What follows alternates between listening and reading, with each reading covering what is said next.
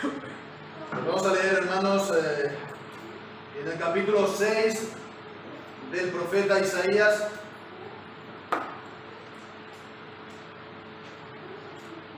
En el versículo 8.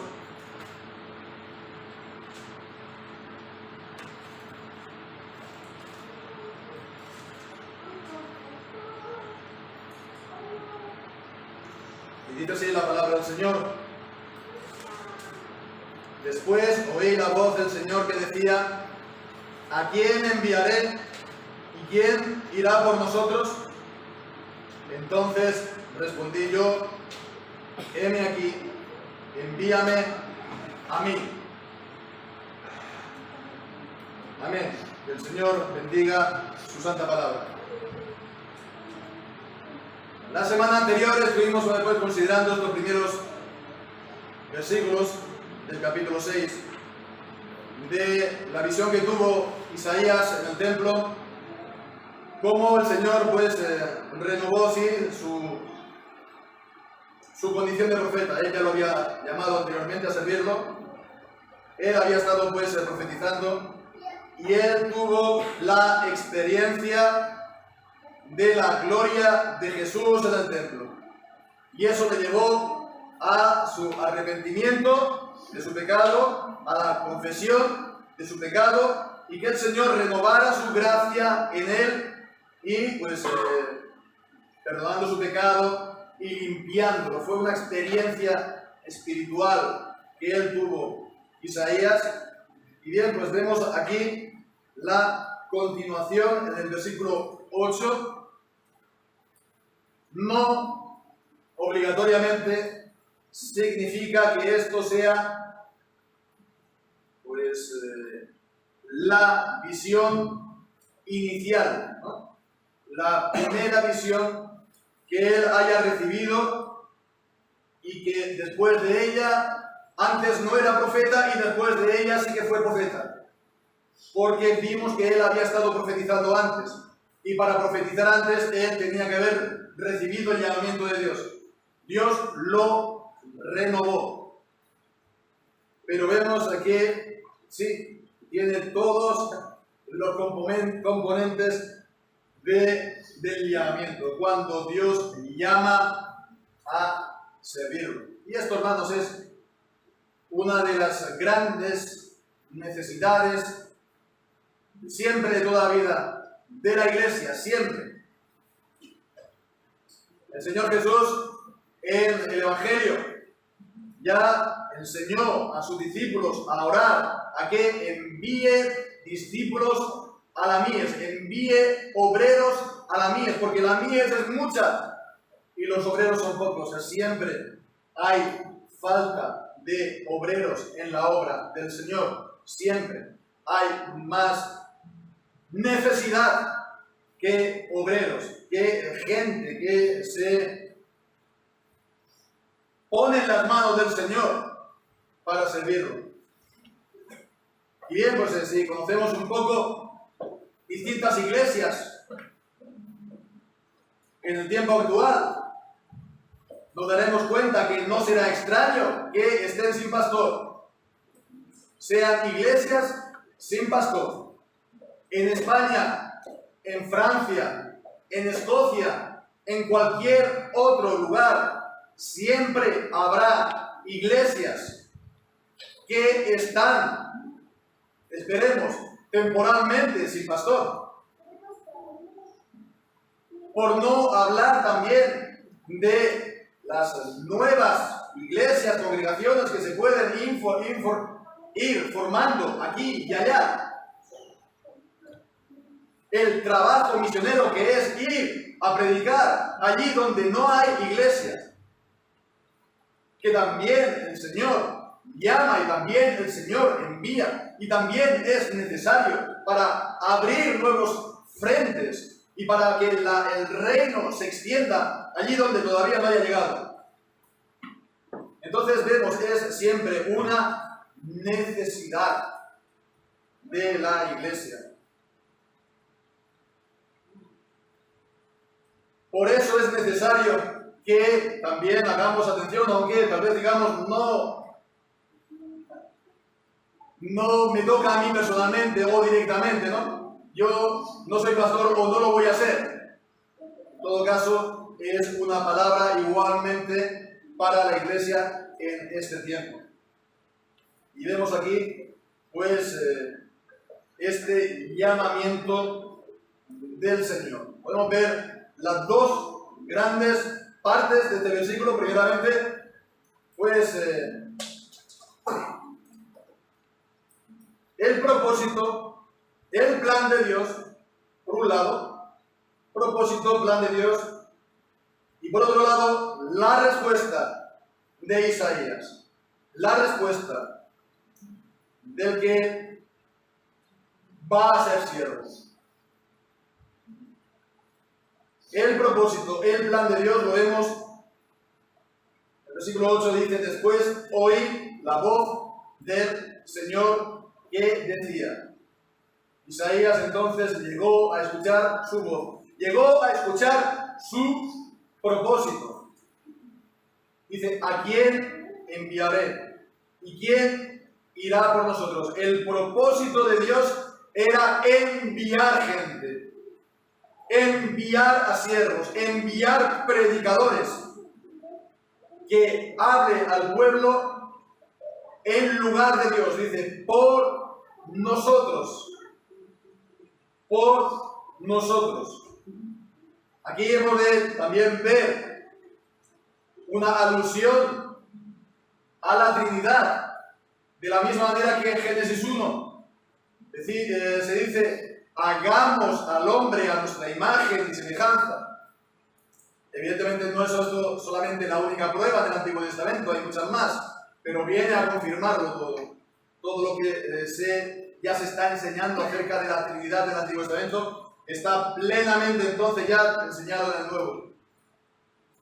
Entonces, el propósito, la voluntad del Señor es enviar a siervos a predicar, a hablar en lugar de Dios. En lugar de Dios. Entonces vemos que esto es algo fundamental para el llamado. Aquel que vaya a ser llamado, aquel que vaya a ser enviado, ha de escuchar el propósito de Dios, lo que Dios está haciendo, lo que Dios está llevando a cabo en el tiempo presente, lo que va a hacer en el futuro. No podemos decir como esto, alguna revelación extraordinaria a nosotros, ¿no? No tanto. No es cuestión de tener una revelación por sueños, una palabra profética que te diga exactamente lo que va a acontecer en el futuro. Pero lo que dice el Señor en el profeta Amós, ¿no? De que el profeta es aquel que está en el secreto de Dios. Está en comunión con Dios. Y sabe cuál es el propósito de Dios. ¿Por qué? Porque tiene la luz de la palabra de Dios. Y sabe, por lo tanto, pues, la voluntad del Señor. Dejadme, pues, ilustrar un poco lo que estamos aquí viendo con un pasaje parecido en Primera de Reyes, capítulo 22, el último capítulo del libro de Primera de Reyes. Conocemos el pasaje, es cuando el rey Acab quiere, pues, pelear contra una población llamada Ramón de Galaad. Entonces el rey Acab, impío de Israel, llama a Josafat, un rey piadoso de Judá, para que vayan juntamente a pelear contra esta ciudad. Y entonces vemos que el rey Josafat quiere buscar la voluntad de Dios. Entonces quieren buscar un profeta. Y bueno, pues primero consultan a los profetas, a los falsos profetas que le dicen, sí, sube, que todo te va a ir bien, vas a conquistarlo todo, ningún problema, sube. Entonces Josafat dice, todavía no hay algún profeta más, porque él ya se lo estaría, digamos, un poco oyendo, como se suele decir, ¿no? Y entonces le dice el rey Acab, ¿no? Que está, pues, Micaías, pero él lo aborrece porque nunca le profetiza el bien, sino solamente el mal. Y bien, pues entonces, vemos en el capítulo 22, versículo 15, vino pues al rey, el profeta, le hicieron venir, y el rey le dijo, Micaías, ¿iremos a pelear contra Ramot de Galaad o la dejaremos? Y él le respondió, sube y será prosperado, y Jehová la entregará en mano del rey. Es decir, que respondió exactamente como todos los demás falsos profetas, ¿no? Y bueno, pues entonces, una vez que el rey le manda que diga la verdad, pues entonces dice, versículo 16, ¿hasta cuántas veces, eso dijo el rey, he de exigirte que no me digas sino la verdad en el nombre de Jehová? Entonces él dijo, yo vi a todo Israel esparcido por los montes como ovejas que no tienen pastor, y Jehová dijo, estos no tienen señor, y vuélvase cada uno en su casa en paz. Entonces la cuestión, el punto de comparación entre este pasaje y el profeta Isaías capítulo 6 es el versículo 19, cuando dice la visión que tuvo Micaías. Entonces Micaías dijo, oye, pues palabra de Jehová, yo vi a Jehová sentado en su trono, y todo el ejército de los cielos estaba junto a él, a su derecha y a su izquierda. Y Jehová dijo, ¿quién inducirá a Acab para que suba y caiga en Ramot de Galaad? Y el uno decía de una manera, y otro decía de otra manera. Y salió un espíritu y se puso delante de Jehová y dijo, yo lo induciré. Y Jehová le dijo, ¿de qué manera? Yo saldré y seré espíritu de mentira en boca de todos sus profetas. Y él dijo, lo inducirás, y aún lo conseguirás. Ve pues, y hazlo así. Es una escena en el cielo, es una escena del consejo de Dios, como que Dios está deliberando con los ángeles. Y entonces está pidiendo, por así decirlo, consejo Dios. Es una visión, no es algo que ocurrió realmente. Para que cumpla la voluntad de Dios, el propósito de Dios, que caiga al combatir esa ciudad en Ramot de Galaad. Entonces salió un ángel diciendo, yo voy a ser espíritu de mentira, que los voy a engañar. Ya hablaremos de esto, del endurecimiento de corazón, etc. Pero bueno, el punto de comparación con Isaías es que aquí no es para, digamos, inducir al rey o al pueblo para su mal, es para predicar la palabra del Señor. Es para predicar la palabra de Dios. El Señor, por supuesto, tiene su propósito, y el Señor, cuando envía la palabra, Él lo envía para cumplir su propósito, ya sea de salvación o ya sea de endurecimiento del que rechaza la palabra de Dios.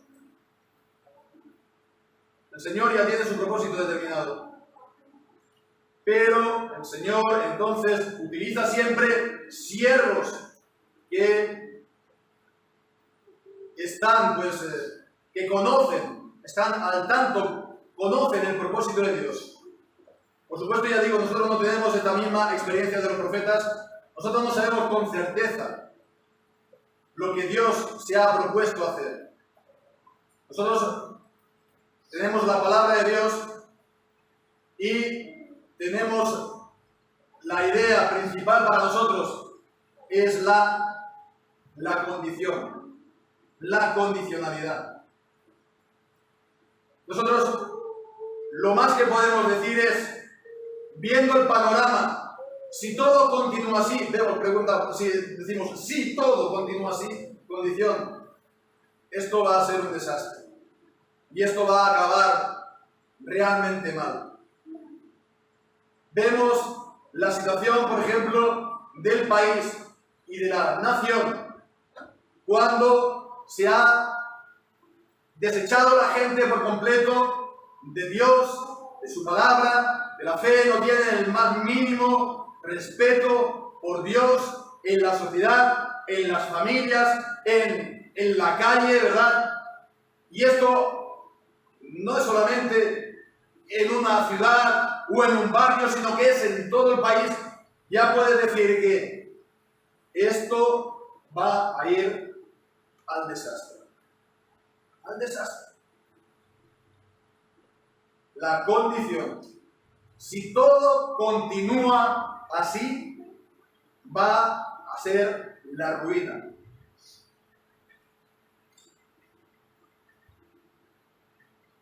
¿Va a ser así? ¿No va a ser así? No lo sabemos. No lo sabemos. Porque si se predica la palabra del Señor y el pueblo se arrepiente, de sus pecados, el Señor levantará el castigo. Es lo que la condicionalidad que vemos en la palabra de Dios, en los profetas en general. El pasaje tan conocido de Ezequiel, ¿verdad? De Ezequiel, capítulo 18. El alma que pecare, esa morirá. Que si el impío que está en camino de pecado y en camino de perdición, él se arrepiente de sus pecados, él no morirá, él recibirá vida, el Señor lo preservará. Vemos, pero incluso aquel que iba bien, aquel que estaba en el buen camino, aquel que, bueno, digamos, es el justo y él se aparta, pues igual la condicionalidad es para él. No vivirá, ese alma morirá. Entonces, por eso se tiene que predicar la palabra del Señor. Porque no sabemos si va a haber el desastre completo, pero sabemos que la única solución que hay es predicar la palabra de Dios, predicar y no dejar de predicar. Es la única manera de que la gente se arrepienta de sus pecados y el castigo de Dios pueda ser levantado. El Señor lo tiene destinado ya, el Señor lo tiene ya previsto, pero la palabra de Dios habla de que Dios se arrepiente Él en el tiempo, no se arrepiente en el tiempo, pero es una manera de hablar de cómo nosotros vemos las cosas. Él lo ve todo desde la eternidad, nosotros lo vemos todo día a día, no vemos pues qué va a pasar de aquí en 3 meses, vemos a cada día lo poquito que vemos. Por eso es necesario que haya predicadores. Por eso es necesario que haya gente que se levante a predicar la palabra del Señor, a predicar el Evangelio, a predicar el arrepentimiento también de los pecados. Porque sí, se tiene que predicar las buenas nuevas, y se tiene que predicar la justicia de Dios, y se tiene que predicar la obra perfecta del Señor Jesucristo, pero se tiene que predicar el arrepentimiento para vida. Se tiene que predicar el arrepentimiento para vida, porque sin arrepentimiento de pecados, si no nos hemos arrepentido de los pecados, estamos todavía en nuestros pecados, y si no nos arrepentimos de nuestros pecados, moriremos en nuestros pecados.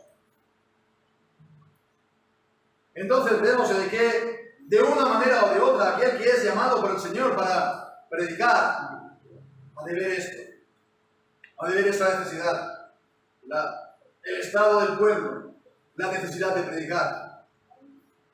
No es tampoco cuestión de que yo pues esté hablando ahora de mí mismo, pero es también lo que en su día el Señor también me mostró, ¿no? Ya pues hace 30 años, ¿no? 30, 32 años. Pensemos el mismo país, pero 30 años atrás, ¿no? Y tan incrédulo como el nuestro lo único que ha hecho este país ha sido hundirse más y más y más y más en el pecado, en la impiedad, ¿no? Y en la condenación. Entonces, bueno, en aquel momento, pues el llamamiento en buena parte fue anticiparse a esto. Anticiparse a pensar que si no hay un arrepentimiento generalizado en el país, los días del país como tal están contados. Están contados. Bueno, puede, evidentemente, la nación continuar y subsistir y tener futuro, pero no la nación tal como la hemos conocido hasta hace 30 años, hasta tal vez hoy. Las naciones de Occidente, las naciones de Europa, España, Estados Unidos, las naciones de América Latina, si no se arrepienten de sus pecados, van a ser destruidas como naciones.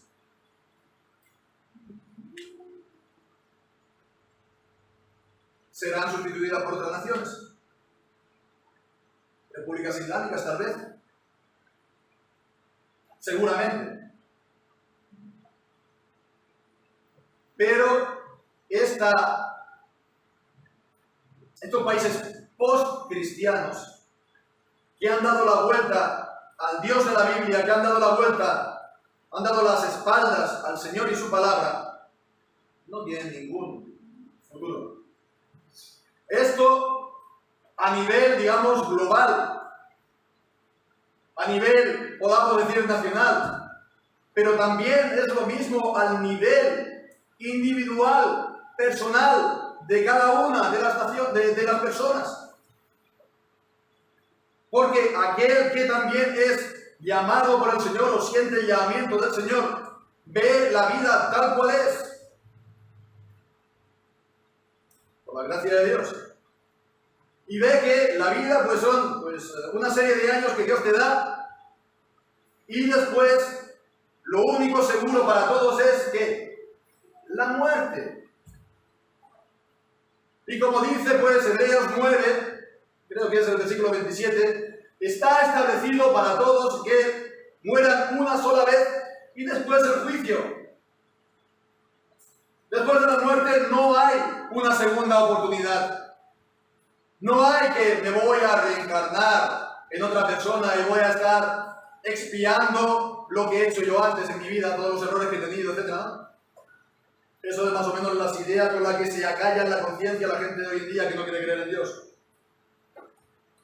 No hay tampoco la posibilidad del purgatorio, ¿no? No, yo me voy y voy a estar en el purgatorio, voy a estar unos cuantos años, unos cuantos siglos, ¿no? Y después saldré. Eso es un invento de los hombres. No hay ni una sola palabra en la Biblia que diga esto. Además, ¿qué es el purgatorio? Si no, como vimos también en las clases, ¿no? Gozar, entre comillas, ¿no? Del infierno. No es otro tipo de dolor, ni de espanto, pero de una manera, entre comillas, temporal. Pero eso no hay ni una sola palabra en la Biblia que diga esto, porque lo que nos dice la Biblia, ¿qué es? Está establecido que muera la gente una sola vez, después de esto el juicio.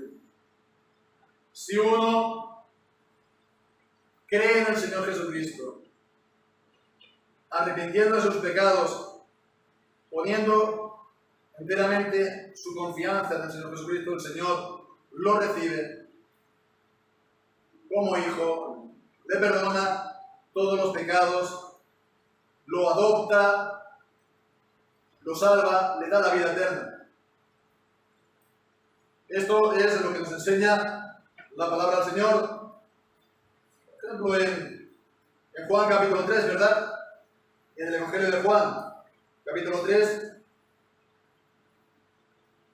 en el versículo 16, porque de tal manera amó Dios al mundo, que ha dado a su Hijo unigénito, para que todo aquel que en Él cree no se pierda, mas tenga vida eterna. Aquel que cree en Él no se pierde, tiene vida eterna.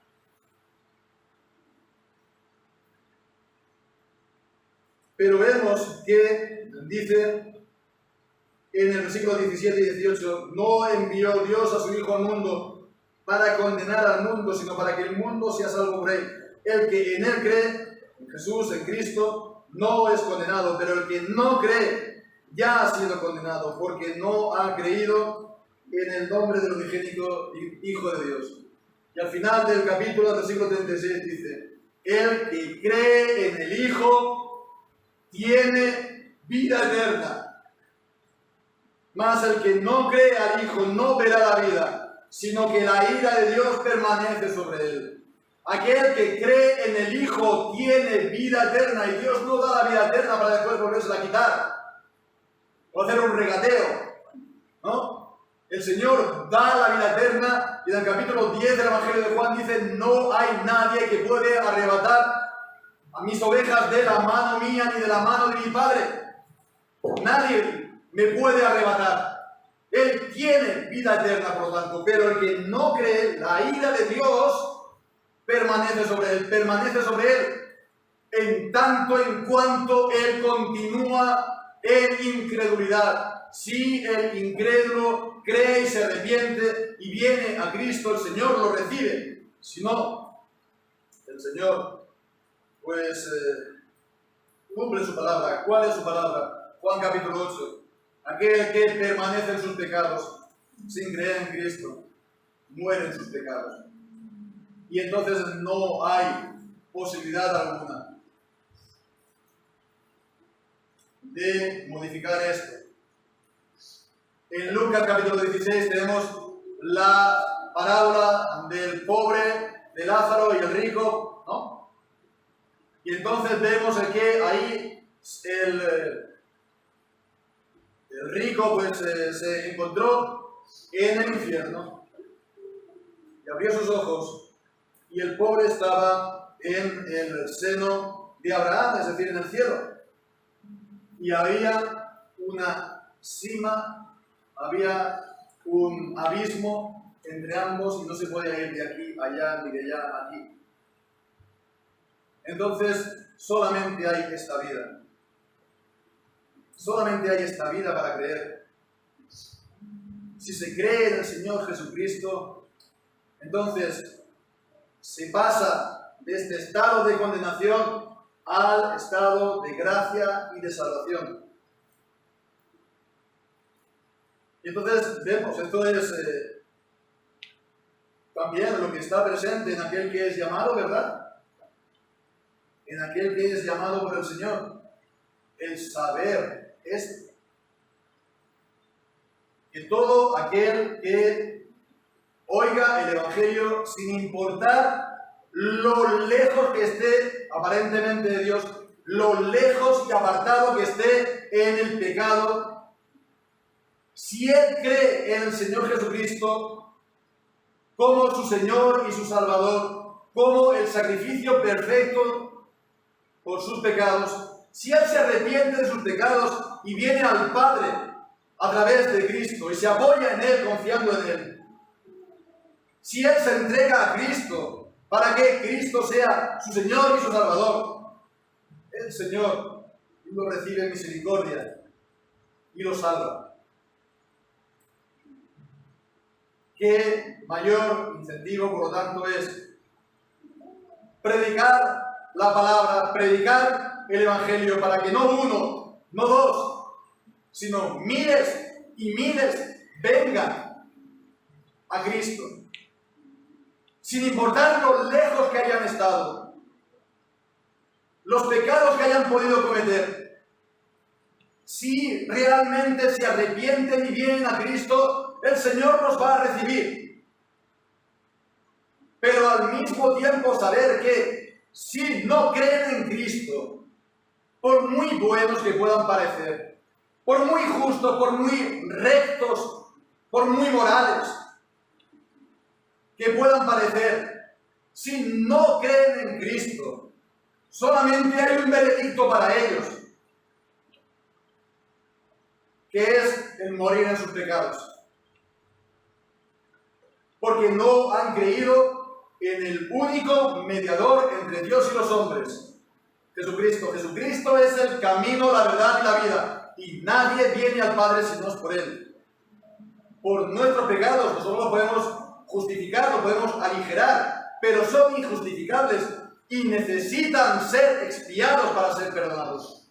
Y Jesucristo ha hecho la expiación. Y Él es el único que puede expiar los pecados y perdonar los pecados. Si uno rechaza a Cristo, ya solamente le queda la expectación de juicio. Así pues, esto está, ¿verdad?, presente en el corazón del que es llamado. El camino, el rumbo de la sociedad, del mundo, de la nación, el camino de las personas que conocen, de las personas con las que se cruza por la calle, de las personas con las que trabaja, de las personas con las que está estudiando en el colegio, etcétera, etcétera. Y eso le pesa tanto y le llega a cargar tanto que no puede dejar de hacer otra cosa, sino que responder a este propósito de Dios. No conocemos entonces cuál va a ser el resultado, ni para la nación, ni de cada una de las personas, pero sabemos que si se predican y ellos creen, habrá salvación y habrá cambio. Entonces, la parte del llamamiento, el conocimiento del propósito de Dios, la otra parte, por supuesto, es la respuesta de Isaías. Entonces respondí yo: heme aquí, envíame a mí. Heme aquí, envíame a mí. Y esto es una respuesta personal.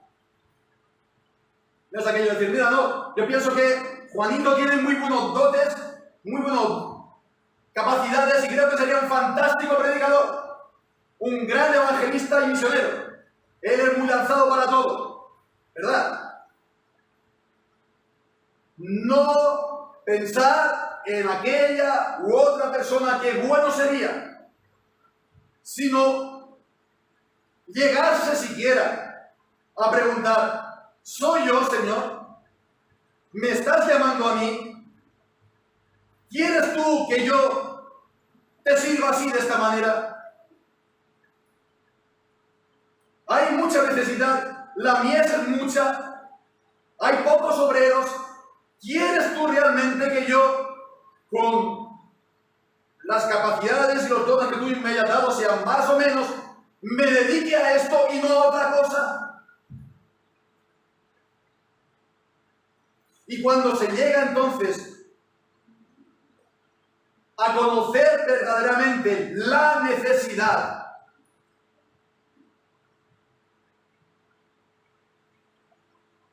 que esto es así, pues entonces nos podemos llegar a responder de esta manera: heme a mí, envíame a mí, aquí estoy yo.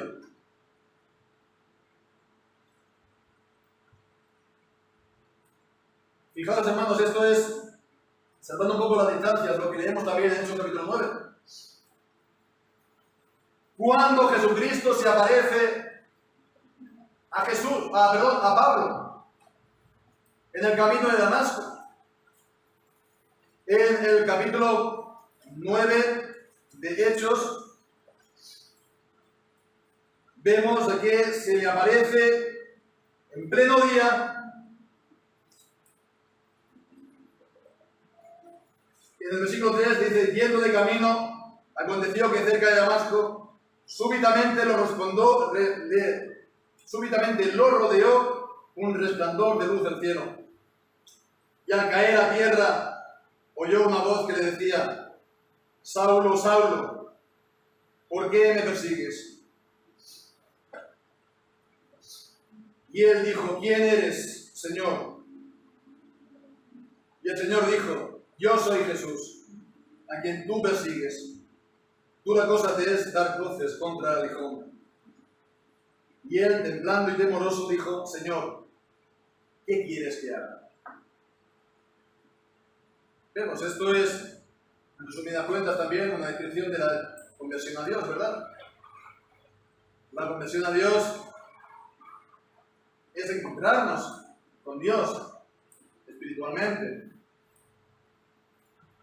Pablo tuvo esa visión. Nosotros seguramente no vamos a tener una visión de día o de noche. El Señor no se nos va a aparecer de esta manera, pero sí que puede irrumpir de esa manera en nuestra vida, casi como que lo estuviéramos viendo, y que Él nos está señalando con el dedo una serie de cosas en nuestra vida. Y entonces la respuesta nuestra en la conversión es: Señor, ¿qué quieres que yo haga? Es la de dejar yo de hacer mi voluntad para empezar a hacer la tuya. Es la de abandonar ya mis caminos para andar en tus caminos. Eso es la conversión. Algo parecido es responder también al llamamiento de Dios. Por supuesto que aquel que recibe el llamamiento ya está convertido, el Señor ya es creyente, el Señor ya ha tratado con él personalmente. Pero muchas veces la respuesta a este llamamiento no es fácil, porque tenemos nuestros propósitos, tenemos nuestras ideas, tenemos nuestras expectativas en la vida. Responder al llamamiento significa dejar estas cosas de lado.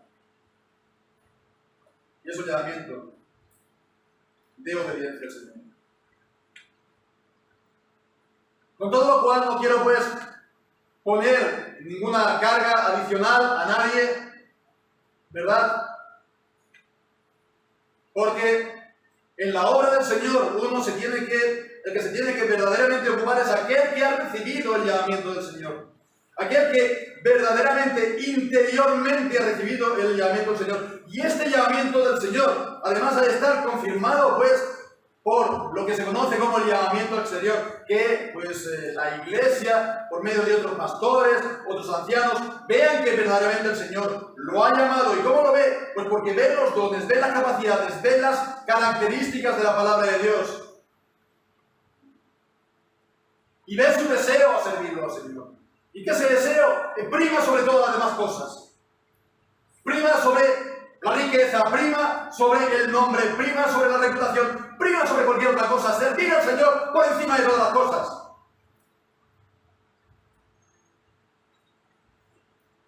Entonces no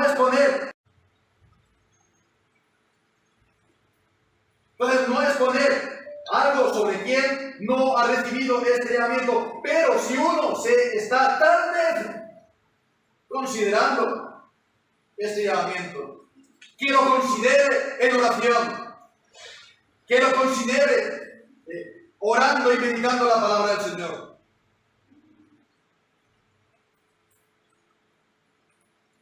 Si es que el Señor verdaderamente está hablando a él en su alma. Porque vemos lo que hay para ganar.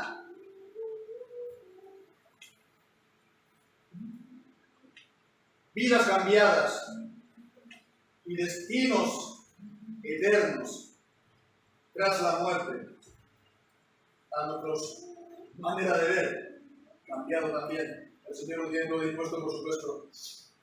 Pero lo único que podemos nosotros decir y saber es que aquel que iba en un camino de perdición y de condenación ahora está salvo. Aquel que iba a morir en sus pecados ahora va a morir la muerte de los santos y en el Señor. Lo mismo, la nación quiera Dios también y la transforme de una manera radical y el Señor envíe su palabra con el poder, la unción, la autoridad del Espíritu Santo para que miles, quisiera decir miles de miles, vengan a Cristo en el tiempo presente. Lo cual sería la sanidad del pueblo. Lo cual sería verdaderamente su bien. Lo que dice, hermanos, que el Señor bendiga su santa palabra. Amén.